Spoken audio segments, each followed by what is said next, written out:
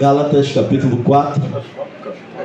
E você que pode, reverência a palavra do Senhor, como é de costume, nos colocando de pé. Você que pode ficar de pé. Amém, misericórdia? Amém. Acharam Gálatas? Quer que eu espere mais um pouco? E agora eu peço, eu sei que você está, pastor, eu estou atencioso ao culto todo, não vou me demorar muito, mas eu tenho algo de Deus para esta noite. Estamos no tema maturidade. Eu deixei a pastora Kátia bem livre. Quando eu falei do tema maturidade, ela, o que eu vou pregar sobre isso? Eu falei, fica à vontade. E Deus incomodou ela para voltar para o tema maturidade. E ontem nós ouvimos bastante sobre maturidade. Gálatas capítulo 4, versículo 1 ao versículo 7 diz assim: digo, pois, que todo o tempo em que o herdeiro é menino, em nada difere de servo, ainda que seja senhor de tudo, mas está debaixo de tutores e curadores até o tempo determinado pelo Pai. Assim também nós, quando éramos meninos, estávamos reduzidos à servidão debaixo dos primeiros rudimentos do mundo.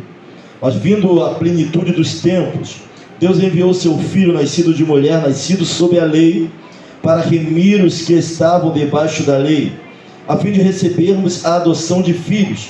E porque sois filhos, Deus enviou aos nossos corações o Espírito Santo, que clama, Abba, Abba Pai. Assim que já não és mais servo, mas filho, e se és filho, és também herdeiro de Deus por Cristo. Curve sua face, vamos orar ao Senhor. Pai querido, eterno Deus, nós te louvamos e engrandecemos o teu nome. Nós te glorificamos porque tu és, Senhor, a rocha mais alta do que nós. Fora de ti não há outro e jamais haverá. Tu és o início e o fim de todas as coisas. E com mão forte, Senhor, tem conduzido nossas vidas. Pai querido, ao começar por mim, que nenhuma mente venha fugir deste lugar, mas que o Senhor possa trazer toda a mente cativa para ouvir e entender a tua palavra. Venha abrir o nosso entendimento, Senhor, aquilo que o Senhor quer ministrar conosco. Assim nós oramos e te agradecemos. No nome que é sobre todo nome, nome poderoso de Jesus. Aquele que crê, diga amém. Pode sentar em nome de Jesus. Você tem liberdade para glorificar o nome dele. Mas eu peço a sua atenção para aquilo que vai ser ministrado aqui esta noite. Nós estamos vendo que Paulo está nos trazendo uma alegoria. Ele está falando sobre uma alegoria. Alguns vão falar que se tornou um costume, se estamos lendo, outros vão falar que não. Mas onde ele vai estar falando que o herdeiro menino de nada vai diferir do escravo, até que chegue uma determinada idade em que ele vai se tornar aí gerente, gestor da sua herança. Na alegoria que Paulo está nos trazendo, não bastava ter a herança, mas era necessário chegar o tempo determinado para que, mesmo sendo dono, ele pudesse gerir essa herança. É isso que Paulo está dizendo para nós. Diz que não basta sermos herdeiros, não vai bastar ter uma herança. Nós temos uma herança, nós temos uma herdade. Alguns aqui têm herança, irmãos, tão extraordinárias, mas não vai bastar só ter uma herança. Não vai bastar só ter um chamado, não vai bastar só ter um talento, não vai bastar só ter um instrumento. Temos também que tomar posse dessa herança. E aqui ele vai dizer, aqui na alegoria, que vai chegar um determinado momento em que esse menino vai se tornar gestor desta herança. Se formos levar ao pé da letra, para a exegese, Paulo estava falando, exegese é aquilo que realmente significa, são interpretações. Paulo está dizendo que houve um tempo antes da chegada de Cristo, em que até éramos herdeiros, nós como escravos, mas depois da chegada de Cristo, vindo ele na plenitude dos tempos, hoje nós temos um relacionamento com o Pai. E biblicamente falando, irmãos, nem todo mundo é filho não. Alguns não vão gostar daquilo que vamos dizer aqui, mas o fato é que criatura até todo mundo é. Mas filhos de Deus, se diz aqui, se formos feitos, é porque não éramos. todos criaturas, Deus fez todas as coisas, mas para ser filho dele é necessário se submeter ao seu senhorio e se render a ele, aquilo que ele é e aquilo que ele significa. Uma coisa é ser criatura, outra coisa é ser filho. Então nós estamos falando de herança, daquilo que nós podemos herdar, daquilo que nos foi deixado. Herança alguém deixou para você. Esse tipo de herança aqui, ninguém aqui, por melhor que seja, por melhor que se sinta, por mais bonzinho que se ache, merecia herdar. Mas foi por graça e misericórdia. Jesus, através da sua graça. O que é graça? É o veículo pelo qual ele nos salva. Nós entramos, nós aceitamos a graça. A Bíblia vai falar do escândalo da graça. É algo escandaloso. Eu não entendo. Alguns não aceitam. Mas o fato é, você não é merecedor e eu não sou merecedor.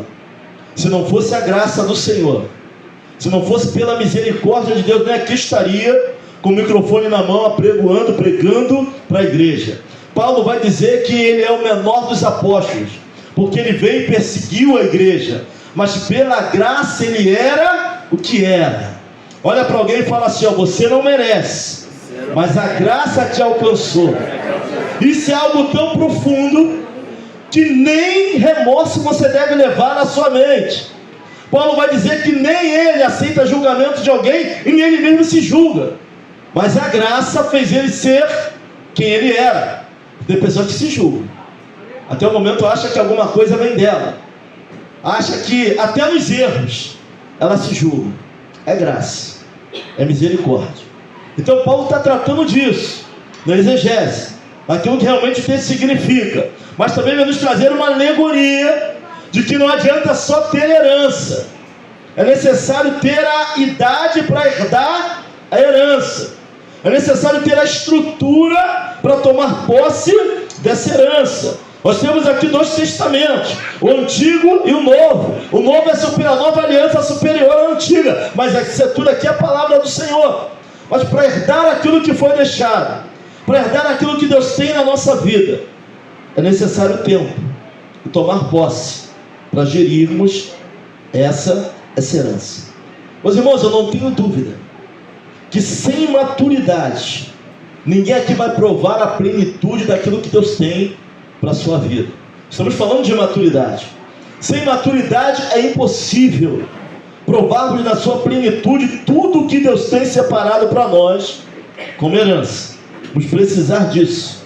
Pastor, mas e a fé? Eu não estou falando que a fé não é importante, pelo contrário. A fé é o firme fundamento. Sem fé é impossível agradar a Deus. Mas nós somos uma geração onde achamos que só fé vai nos levar a experimentar tudo aquilo que Deus tem para nós. E não é verdade. Pastor, o senhor está falando aqui, pregando aqui heresia. Tem alguém com muito frio aqui, irmãos? Não é verdade, eu vou te provar que não é verdade. A fé, irmãos, é a base. Mas precisamos de fé e de algo mais para provarmos, experimentarmos de tudo aquilo que Deus tem para nossas vidas. Carta aos Hebreus, capítulo 6, versículo 12, vai dizer assim, ó: para que não vos façais negligentes, mas sejais imitadores do que pela fé e paciência herdam as promessas. Hebreus vai falar assim, que é fé e paciência. Não é só fé, fé é a base, mas é fé e mais alguma coisa, para herdarmos na plenitude aquilo que Deus tem para nós. Ou seja, não é só fé. Ele vai dizer fé e paciência. Eu até acredito, mas eu não sei esperar. Eu até acredito, mas eu acho que é no meu tempo. Eu até tenho um chamado, mas eu acho que é da minha forma. Olha para alguém e fala assim, é fé e paciência. Não é só fé. Tu até sabe que tem. Deus até separou para a tua vida, mas tem o tempo necessário, onde nós somos aprontados para que o cumprimento da promessa venha sobre nós. Então não é só fé. Tem gente que tem fé, mas por impaciência sai da trajetória. Por impaciência dá um passo maior que a perna. Por impaciência tropeça na caminhada, no próprio ministério. Então não é só fé, é fé e mais alguma coisa. Meu filho, eu até creio que Deus vai me curar, mas tu tem paciência para esperar? Fala para alguém assim, não é no teu tempo, é no tempo dele. Então não é só fé. Para herdar na plenitude aquilo que Deus tem para nós, é fé e alguma coisa. Pastor, ainda não estou convencido dessa palavra. Tem gente assim enrugando ali, franzindo a testa. Ainda não estou convencido desse negócio, pastor. Eu achava que só fé, só acreditava e bastava. Não, vai ser fé mais alguma coisa. 2 Pedro, capítulo 1, versículo 5. Vai dizer assim, ó: acrescentar a vossa fé a virtude, a ciência. Versículo 6, e a ciência, a temperança, a paciência, e a paciência, a piedade. E vai dando uma série de virtudes que é necessário acrescentar a nossa fé. Ou seja, a fé já estava lá, a fé é a base. Sem fé é impossível agradar a Deus. Não tem como. Mas o justo viverá pela... E se ele recuar, minha alma não tem prazer nele. Carta aos Hebreus, capítulo 10, versículo 38 e 39. Não é isso? Não tem prazer nele. A fé já estava lá. Mas acrescentar a vossa fé. Vai falar de ciência. É fé, mas é entendimento. É fé, mas é leitura. É fé, mas é se debruçar nas escrituras. É fé, mas é entendimento daquilo que Deus está falando. É fé, mas é a revelação na palavra daquilo que Ele tem. Então não é só fé. Estou falando de maturidade. Vou chegar. Maturidade é um dos ingredientes para se experimentar a plenitude daquilo que Deus tem como herança para nós. Assim como ciência, assim como a virtude, assim como a temperança, assim como a paciência, tudo isso acrescentado à nossa fé. Já está se convencendo de que não é só fé? Tem gente que achou que só por fé ia conseguir. Eu vi uma certa feita uma irmã falando para mim: pastor, eu vou sair para as ruas, eu vou evangelizar, porque eu tenho um chamado, Deus não vai me deixar ser envergonhado. Eu falei: cuidado, irmã. A fé que a irmã tem é muito bonita, é linda. Mas se olharmos aí em livros de Atos, você vai ver Paulo e Silas, no auge do ministério, pregando a palavra, expulsando o espírito de adivinhação de uma menina, e foram parar onde? E foram açoitados. E estavam no ministério. Crente não é intocável. Tem luta sobre a nossa vida. Às vezes nós achamos que a nossa fé só vai bastar, mas Deus, o próprio Deus permitiu. Ou seja, nós não somos intocáveis. É fé e mais alguma coisa. Ciência, paciência, para provar a plenitude daquilo que Deus tem como herança. É fé e mais alguma coisa. Mas a nossa geração, ela comete o erro de acreditar que só com a fé ela vai conseguir chegar em tudo aquilo que Deus tem para a sua vida. Eu começo a entender que não. Um dos ingredientes, irmãos, que Deus tem, que é necessário para começarmos a gerenciar aquilo que Ele tem, repita comigo: maturidade. É um dos ingredientes. Falamos de virtude, nós falamos de outras coisas, mas maturidade é um dos ingredientes. Sabe, em várias partes da Bíblia, Deus vai deixar muito claro, irmãos, que gente imatura não está pronto para gerenciar a herança. Não é uma, nem duas, nem três. De que gente imatura não está pronto para ser o dono da visão. Assim como Paulo andou com Barnabé até que ele fosse o dono até que Deus manda ele, gente imatura não está pronto para isso. Onde nós vamos ver isso? Evangelho de Lucas, capítulo 15. O filho pródigo, ele pede toda a sua o quê? Herança. Ele estava pronto para gerenciar a herança. Ele vai fazer o quê? Vai gastar tudo que ele tinha. Vai comer bolotas de porco, para entender o que significava fazer parte da família. Mas era alguém que não tinha maturidade para gerenciar aquilo que ele era dono. Deus colocou sobre ele, ou melhor, o pai colocou sobre ele, fazia parte da herança dele, mas ele não estava no tempo de gerenciar aquilo que ele tinha. Quer ver outro exemplo de imaturidade? O irmão não sabe, o irmão não dá trabalho, mas o irmão era alguém que precisava de autoafirmação, alguém que precisava de um cabrito, para que ele pudesse entender que era da família. O pai vai falar para ele: mas tudo que eu tenho também é teu. Eu não sei quem é mais imaturo, que pegou a herança e gastou tudo, ou aquele que nunca saiu, mas não sabia o seu lugar na família. Porque nós temos aqui dois problemas, irmão. Um que pega e gasta tudo, e o outro que nunca saiu, mas também não sabia o que tinha. perdido dentro da casa do próprio pai. Nunca saiu do seio da família, mas não entendia que era o pai. Não tinha relacionamento com o pai. E quem não tem relacionamento com o pai, não vai entender de herança. Não tem como. Não dá para viver pedindo ao Senhor um cabrito. Não dá para viver pedindo alta afirmação daquilo que Deus já colocou sobre nós. Mas a questão é se temos entendimento ou não do que é essa herança para nós. Quando olhamos para Romanos capítulo 8, vai falar do espírito de adoção. Ela vai falar que nós somos cordeiro. Cordeiro é uma palavra muito forte, irmãos. Você sabe o que significa ser cordeiro? Significa ser dono de tudo que Cristo é dono. E mesmo no tempo da graça, a herança parece embaçada aos nossos olhos. Mesmo com toda essa graça, Diácono Leonardo, mesmo no tempo onde o véu se rasgou, as pessoas ainda não conseguem entender. A gente olha e não consegue entender aquilo que Deus preparou para nós. Que nem olhos viram, nem ouvidos ouviram, eu sei. É algo sobrenatural, mas a gente já começa a imaginar. Se nós somos coerdeiros com Cristo, e o mesmo Espírito que ressuscitou Jesus está sobre a igreja, imagina o que não tem para nós separado. Mas mesmo com toda essa graça, a herança é embaçada.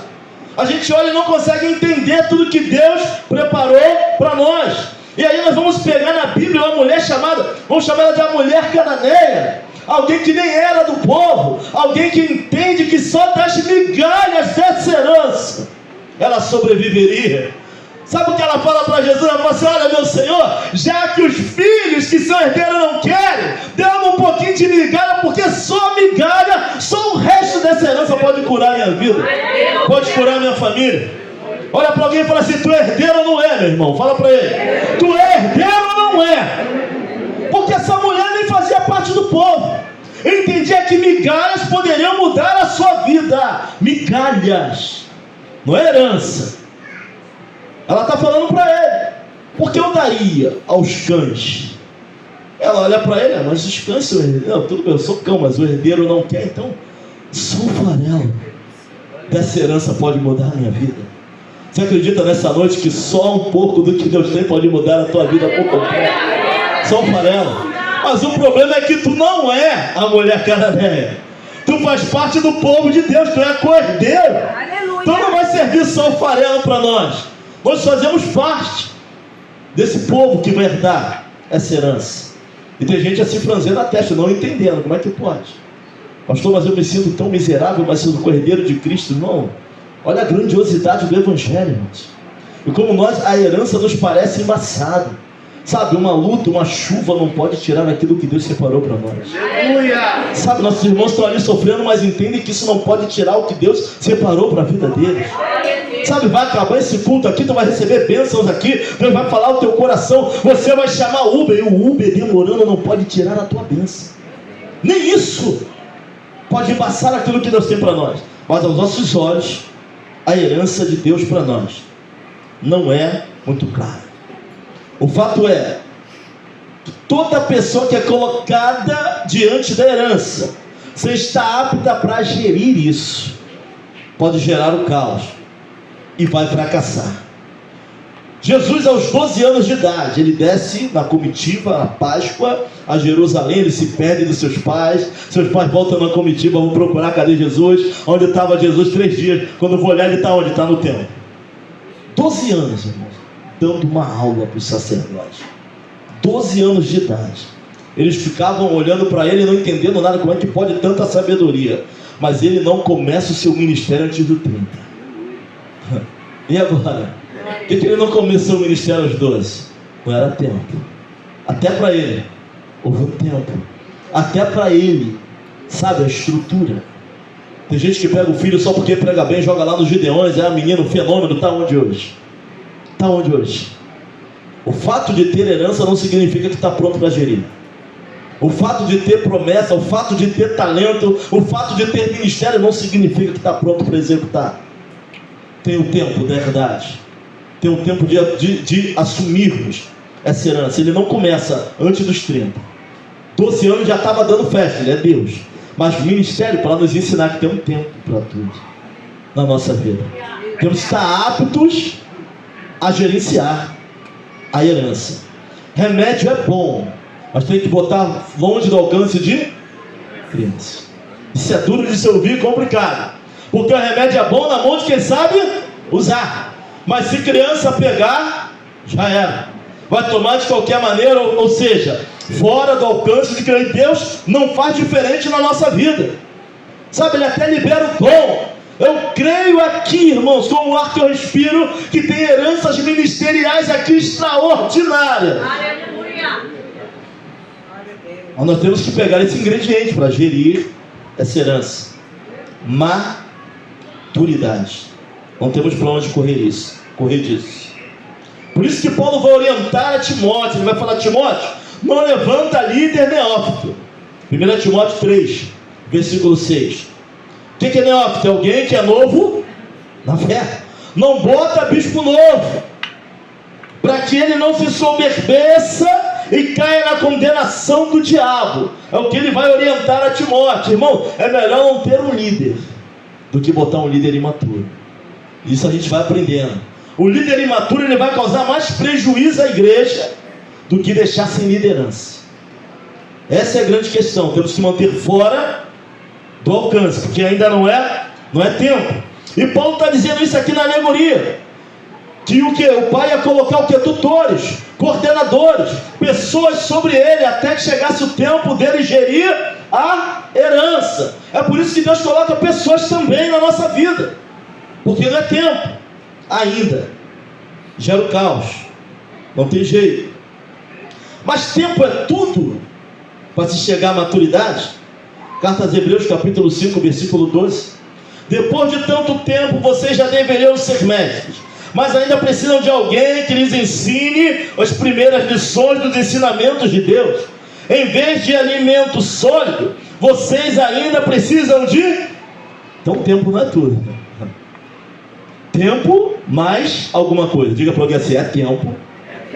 Chegar à maturidade, fala assim: tem tempo. E mais alguma coisa. E agora embolou um pouquinho mais. Ou seja, tem gente que já era para ser mestre, já era para estar comendo alimento sólido.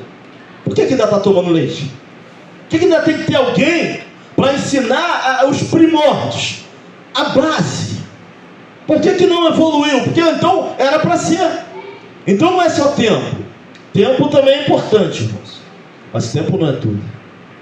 A nossa geração está com um problema grande. Ou melhor, a geração mais nova, porque ela não tem uma geração de comparação para ela. Eu consigo olhar para essa geração e comparar a minha, mas vocês vão se comparar com quem? Se olhar para os adolescentes que estão vindo, não dá.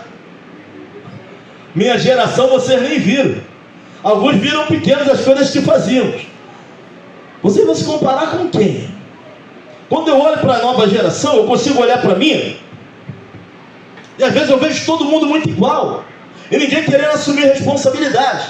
Mas eu consigo fazer essa comparação porque eu venho de outra geração.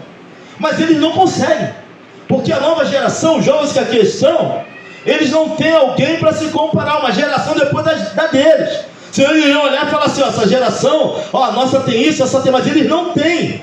Então eles andam sem uma base de comparação. Tem um exemplo, eu conversando com a Júlia está com 22 anos, falei: olha, você tem que se levantar para ajudar o líder, alguém tem que começar a pregar. Pai, cada outro. Eu falei: minha filha, com 22 anos já era líder de juventude, eu já pregava, com 24 eu já era diácono. Minha geração. Ela falou: pai, mas essa é a sua geração. Porque ele não tem uma geração de se comparar. Então quando a gente fala da nossa geração, parece algo assim, mas o fato é esse. Eu pregava com 22 anos, com 23, já era líder, já era diácono, já realizava culto de Santa Ceia na minha geração. Mas eles não têm uma geração de base, e a próxima geração não consegue olhar para a geração deles. Melhor, querem adolescentes que hoje andam com jovens, querem viver a mesma coisa porque é muita informação, mas não tem condições nem maturidade para lidar com esse tipo de informação. E aí mete os pés pelas mãos, porque não é chegada a hora. Todo mundo que vai para um lugar antes do tempo mete os pés pelas mãos, não tem para onde correr disso. Então a nova geração não sabe o que é bom ou ruim, não sabe medir um critério, eles não têm um termômetro de como eles estão. Nós conseguimos fazer isso, olhamos para nós, olhamos para eles. Eles olham para a próxima, não tem como. Não tem próxima ainda. Olham para nós, às vezes não param para ouvir, então fica difícil de fazer um paralelo. Então a geração de hoje tem dificuldade com isso, em relação às gerações passadas. Eu tenho um testemunho interessante de um pastor, homem de Deus, irmãos. Homem de Deus. Ele começa a pregar a palavra, ele vai bem, o ministério dele avança no ministério, ele sofre um acidente, o carro quebra, dá perda total, e ele fica 1 ano e 6 meses tentando achar onde estava a legalidade. Falou assim, a legalidade não estava em mim. Tu sabe que eu me consagrava, eu pregava a tua palavra 1 ano e pouco, ele não era pastor ainda, pois quando chegou no dia da ordenação desse pastor, o pastor colocou a mão sobre ele e começou a falar tudo da vida dele, questões pessoais. Ele chegou para esse pastor e falou assim, pastor, caramba, o senhor começou a profetizar, começou a falar da minha vida. Ele não. É que no momento que eu orava, um anjo veio do meu lado e começou a me falar aquilo que você precisava escutar. E ele falou que nesse determinado momento, ele começa a ouvir coisas que só ele falava para Deus.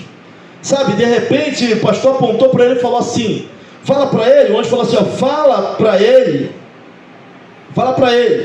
que ele é rebelde e não gosta de aceitar o meu tratamento. Ele falou que isso causou um choque nele, porque ele pega a Bíblia para ler e vai ver que Maria, Deus achou graça, vai ver que Daniel, Deus vai dar, e para ele, sendo ordenado ao ministério, vai falar assim, tu é rebelde, porque não gosta de se submeter ao meu tratamento. Deus falou para ele no dia da ordenação pastoral, mas ele é um pastor, também temos que amadurecer. Não gostava de ouvir. E falou mais assim, falou assim, olha, que aquele acidente que aconteceu, você tem toda a razão. Foi o inimigo tentando atrapalhar o teu ministério. O inimigo entrou para te parar. E eu permiti, porque a tua disposição, teu ministério estava crescendo mais do que a tua disposição em aceitar o meu tratamento. Então eu te travei. O diabo era para parar teu ministério, e eu fiz isso para que eu não te perdesse, porque o próprio ministério ia te autodestruir, ia te levar para lugares onde você não tem estrutura ainda para aguentar aquilo que eu tenho para a tua vida. Por isso eu te parei naquela época, o Senhor, para não te perder. Sabe, às vezes nós falamos assim, meu irmão, pastor, eu não consigo entender o que Deus tem na tua vida. Não é que tu não consiga entender, tu tem dificuldade com o tratamento de Deus na tua vida. Sempre acontece a mesma coisa. Se sempre acontece a mesma coisa, Deus está falando a mesma coisa. Já era para você ter entendido o que Ele tem na tua vida, mas não entende porque na realidade tem dificuldade de se submeter ao tratamento de Deus para você. Esse é o grande problema. Pastor hoje, o nome dele é Luciano Subirá, tem livros, viaja. Mas imagina você ser ordenado e ouvir essa palavra. Tu és rebelde, não gosta do meu tratar. Sempre que o nosso ministério estiver crescendo mais do que a nossa disposição em ser tratado por Deus, por misericórdia, Ele mesmo vai travar. Pastor, isso acontece na IVEC o tempo todo. O tempo todo. Sempre que o ministério está indo, Deus vai olhar para a disposição do tratamento, irmãos. Não tem como o ministério crescer e a nossa disposição em ser tratado por Deus, não. Para dar certo, a disposição em ser tratada tem que crescer também. O ministério cresce, mas é a disposição do trato. Senhor, eis-me aqui, faça conforme a tua vontade, trabalha no meu interior, seja da forma que for, tu és Deus, tu és soberano. Confiança, resgatar a confiança. Maturidade traz o resgate da confiança. É o Senhor quem sabe, não sou eu. É o Senhor que opera, não sou eu. É o Senhor quem leva, não sou eu. Intentava Paulo descer a tal lugar, mas o Espírito de Jesus não deixou. Intentava Paulo ir para outro lugar, mas o Espírito do Senhor não deixou. Vai ler o livro de Atos. Paulo querendo ir para o lugar e Jesus travando. Não, vai para ali. Tem a visão onde entrou hoje. Passa a Macedônia. Tu tem que estar no lugar da visão. É onde Ele quer, onde Ele nos leva, e é da maneira dele. Você está entendendo? Que às vezes nós temos até ministério chamado, mas não estamos prontos ainda, porque a disposição em ser tratado é pouca. eu quero que o ministério desponte, eu quero fazer, mas a disposição no tratar, na olaria, é muito pouca. E aí não vai haver maturidade para aquilo que Deus tem. Vamos ruir, vamos quebrar no meio do caminho. Pastor, é possível o ministério destruir alguém? Muito. Se for imaturo para lidar com aquilo, é igual remédio bom na mão de criança, vai dar ruim. Quantos profetas do caso você não conhece? Pessoas têm dom de profecia, usam o dom só para machucar pessoas. Não gosta do irmão? Assim diz o Senhor. Ah, meu irmão, imaturidade. Use fruto dos dons. Pode servir a profecia, exortar. Mas para quê? Mas para quê? Consolar? Mas para quê? Edificar. É para fazer fofoca? Já deu uma. Imaturidade. Destruindo igreja, ministério, pessoas. Temos que ter muito cuidado com isso, irmãos. Não tem jeito. O inimigo tentou parar. Deus travou para que não o perdesse. Ou seja, só o tempo não é garantia, mas é a soma de tempo e algo mais. Pastor, que algo mais é esse? Que o senhor está falando de maturidade, pastor. Esse algo mais é aquilo que ninguém gosta de ouvir. É o tempo somado aos processos. E o problema é que nós somos a geração, agora eu estou falando de jovem não, tá? A geração que não gosta de ser submetido aos processos. E é justamente por eu não gostar dos processos que eu não aprendo com o processo e fico repetindo o processo. Guardou isso aí? Por que as pessoas passam pelo mesmo processo um montão de vezes? Não aprende com ele. Passa por ele, mas como não gosta de passar, não se submete ao processo. Então não aprende com processo. Também não entende o propósito. Fica dando volta. Fica dando volta. E vai quebrando a cara, desculpa o termo, no mesmo lugar. No mesmo, de onde saiu, é onde vai voltar. Irmão, para amadurecer, é necessário passar pelos processos. Tem mãe hoje que não deixa o filho sofrer nenhum tipo de processo. Se ela puder amenizar a guerra do filho, ela vai amenizar. Se ela puder tentar influenciar de alguma forma, ela vai influenciar, para que o filho não passe por processo. Como é que uma criança amadurece se não passar pelos processos? Vai passar por bullying. Na minha época era cara de Kombi, cara de Fusca, fumaça, não tinha para onde correr. Ninguém pulou da UFRJ, ninguém tentava o suicídio, era processo. Chegava em casa, dona Sônia, seja homem, vai lá e resolve, processo. Sem processo não tem maturidade. Agora, se meus pais ficassem tentando me tirar do desconforto do processo, que tipo de homem eu seria? Quando eu tinha 17 anos, meus pais me colocaram no ônibus ali na Praça Mauá, em direção a Florianópolis, 17 anos de idade. Vai lá ficar em regime internato, vai lá para a escola de aprendizes. Se eles tivessem me livrado do desconforto do processo, que tipo de homem eu seria? Ainda dentro de casa, ainda dependendo deles, irmãos. É tempo, mas é processo. O problema é que tem gente querendo livrar filho de desconforto de processo. Ajuda ele a passar, mas não livra ele de desconforto não, senão não amadurece. Ministério tem questões desconfortáveis dentro do ministério, né? Desconfortáveis. Mas por que Deus não nos livra? Porque é necessário para o nosso amadurecimento. Ou passamos pelo processo ou não vamos amadurecer. Não tem jeito. Pastor, mas não é justo. Mas isso aconteceu. E sabe qual é a mensagem que os processos estão passando para nós, irmãos? O processo está passando mensagem para nós. Sabe qual é a mensagem? Ninguém me ama. Os céus estão longe de mim. Eu me esforço muito, mas não adianta nada. De pessoas que não fogem todo o tempo de processo, que não gostam de ser submetidas ao processo. E falar para alguém assim: eu não passo o processo murmurando, não. Deus nem tem parte com o murmurador, irmão. Sabe qual a mensagem que aquele que passa por processo, muitos aqui dentro hoje, sabe a mensagem que recebe na mente? Deus não me ama, ninguém me quer, eu não sei o que eu vou fazer na minha vida. Endurece o coração. Mas sabe qual é a mensagem que a gente deveria ser passada? Deus está me tirando da área de conforto para me fazer crescer porque Ele me ama. Deus vai me ajudar a passar por esse processo. Eu vou ser uma pessoa melhor. Deus vai me fazer amadurecer na presença dele. Mas tudo que ouve não entende porque passa pelos processos. Porque Deus não nos poupa das dores do desconforto do processo. É justamente para que nós venhamos a crescer na graça, no conhecimento, na vida.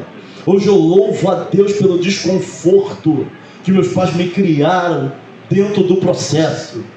Meu pai escreveu só uma carta para mim no mês de maio, eu acho, meu aniversário. A carta dizia o seguinte: seja homem e fique aí. Ponto. Poucas palavras. Como é que tu volta para casa correndo? Desconforto. Processo. Se ele tivesse me livrado do desconforto do processo, a mãe, ela vai passar para o filho que é amor. O pai vai impedir de que ele fique descompensado. Autoridade, às vezes, a própria dureza. Fique aí. Pela minha mãe eu voltava. Rápido. Meu pai mandou uma carta. Fica aí. Se tivesse me livrado do desconforto do processo, que tipo de homem eu seria? Hoje eu louvo a Deus, porque não me livraram do desconforto do processo, para que eu pudesse amadurecer e ser o homem que eu sou hoje. Processo é necessário, gente. É tempo mais processo. Quer amadurecer? Vai ter que passar pelo processo. Olha, depois que tu entender o passar pelo processo e entender o propósito, tu vai agradecer a Deus por tudo que Ele fez na tua vida. Deus quer nos tirar da zona de conforto.